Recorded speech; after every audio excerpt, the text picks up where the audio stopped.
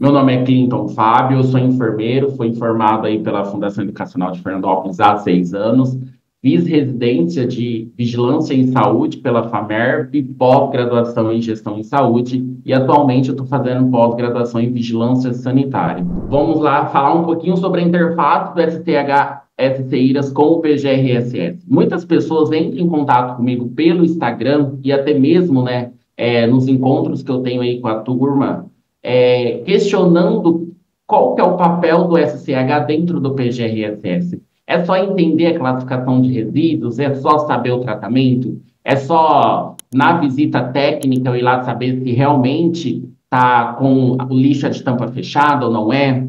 Porém, o que eu sempre falo, é muito mais do que isso, vai muito mais além. Nós, enquanto Serviço de Controle de Infecção Hospitalar, a gente é corresponsável, junto com a instituição, desde a sua segregação dos resíduos até o seu tratamento final. Então, uma enfermeira entrou em contato comigo e falou: Clíton, tem que conhecer aonde que o resíduo do hospital vai? Enquanto o SCH é uma das nossas atribuições, né, falando um pouquinho, eu fazer visita técnica junto ali com com o RT do PGRSS no estabelecimento que faz o tratamento dos meus resíduos. Então, é muito além do que eu conhecer a classificação. Eu deixo aqui já para vocês a classificação dos resíduos de serviço de saúde. É importante que vocês conheçam a classificação, o que é descartado em cada grupo de resíduos e como deve ser essa identificação. Isso é de suma importância, isso eu falo que é a colinha do SCIRAS, tem que ficar lá para quem tem uma interface aí, dentro do controle de infecção, tem um profissional que é responsável por essa parte, tenha conhecimento, porque isso vocês serão questionados. E eu falo que sempre, gente, resíduos gera dinheiro, é gasto. Então, hoje, nós temos que trabalhar na prevenção de resíduos, na questão de eu diminuir cada vez mais os resíduos biológicos, eu entender como que eu diminuo isso, eu entendendo como que ele é gerado lá na ponta. E aí vem uma pergunta, né? Por que é importante a interface dos SCIRAS? Primeiro, a gente precisa entender o ciclo de resíduos. Então, nós temos uma legislação, nós temos uma RDC, onde que nos trazem isso, nós temos uma lei, nós temos uma política nacional do meio ambiente. Então, é importante você conhecer, para você que trabalha no SCIRAS, saber o mínimo. São 5 legislações importantes que a gente precisa ter conhecimento.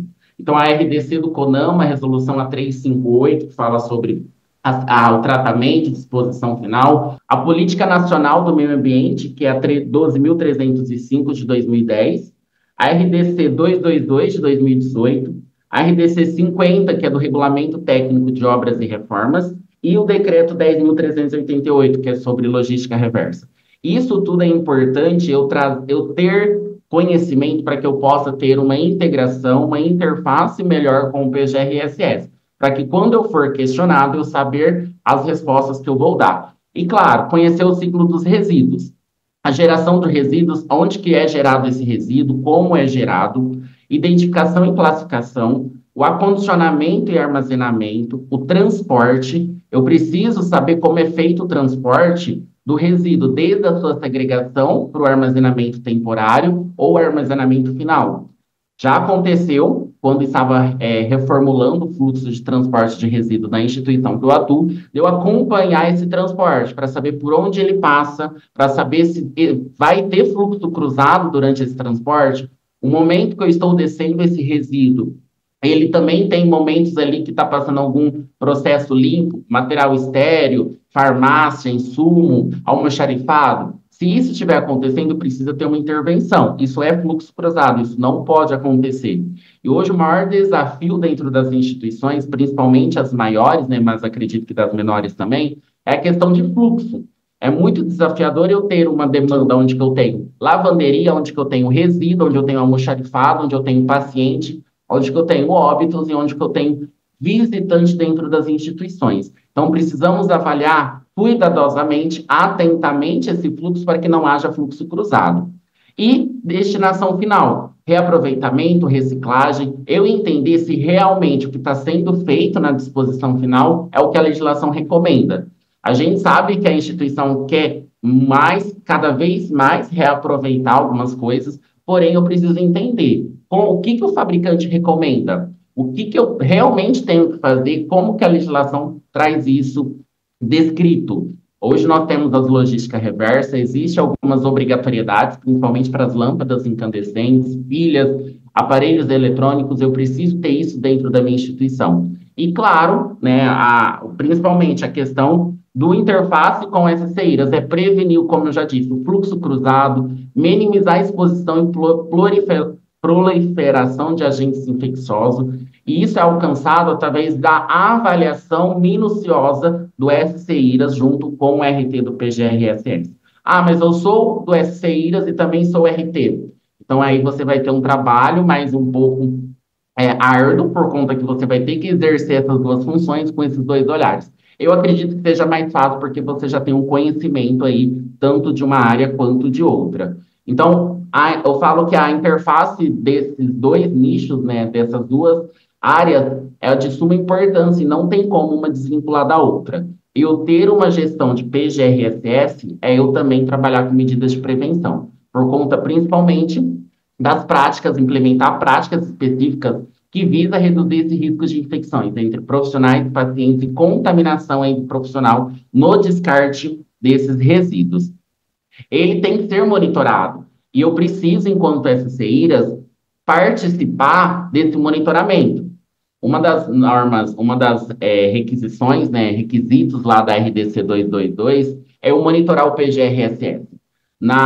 Eu tenho algumas experiências onde que é montado um grupo, onde que chama os maiores segregadores, né, os maiores produtores de resíduos biológicos da instituição, centro cirúrgico, unidade de internação, UTI, e forma-se ali um grupo onde que é discutido, isso é apresentado o indicador, olha, no centro cirúrgico aumentou o meu resíduo biológico. Por que aumentou? Se eu tinha uma série mediana e teve um pico. Então, preciso entender, enquanto controle de infecção, o que está havendo. É o descarte incorreto, né? A questão de contaminação. Eu preciso ir na ponta, eu preciso entender.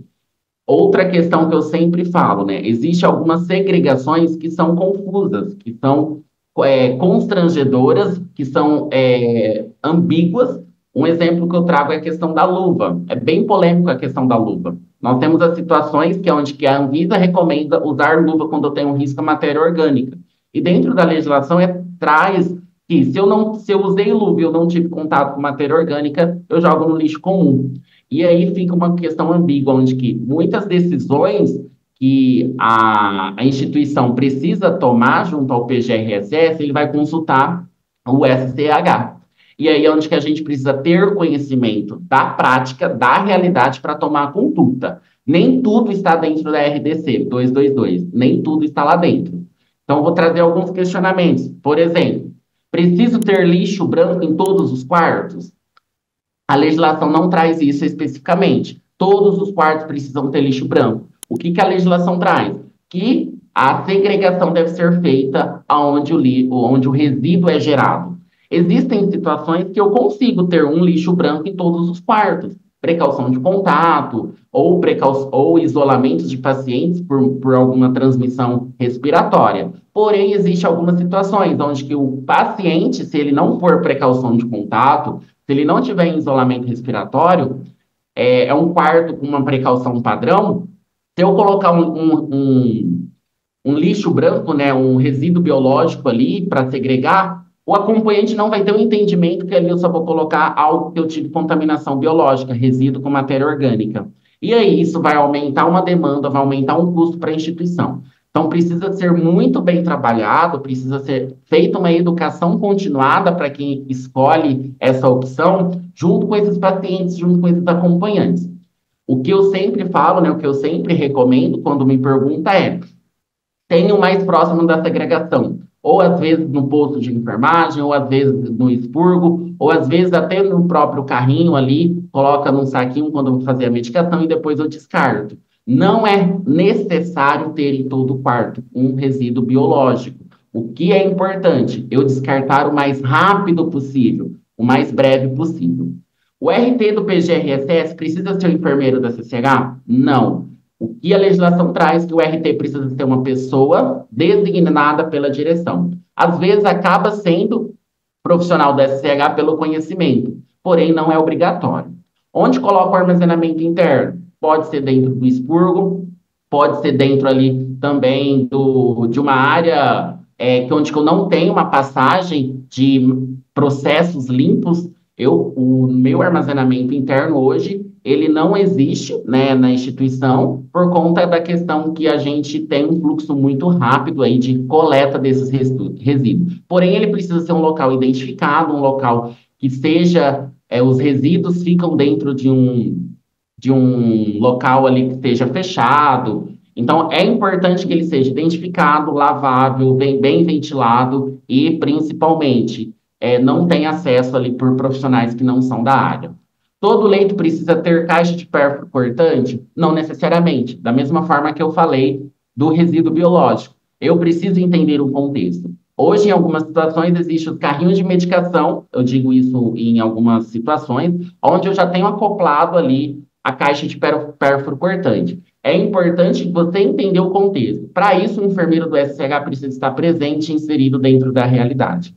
O SCH que elabora o PGRSS? Não. E aí, onde que eu trago ali, né, a próxima questão? O conhecimento é uma chave para diversas portas que abrimos na vida, mas o principal é o que ele possibilita trancar em ignorância. Ninguém é obrigado a saber tudo. Nós precisamos saber aonde encontra a informação. Existe uma legislação, RDC 222 de 2018, que dispõe sobre as práticas de resíduo de serviço de saúde.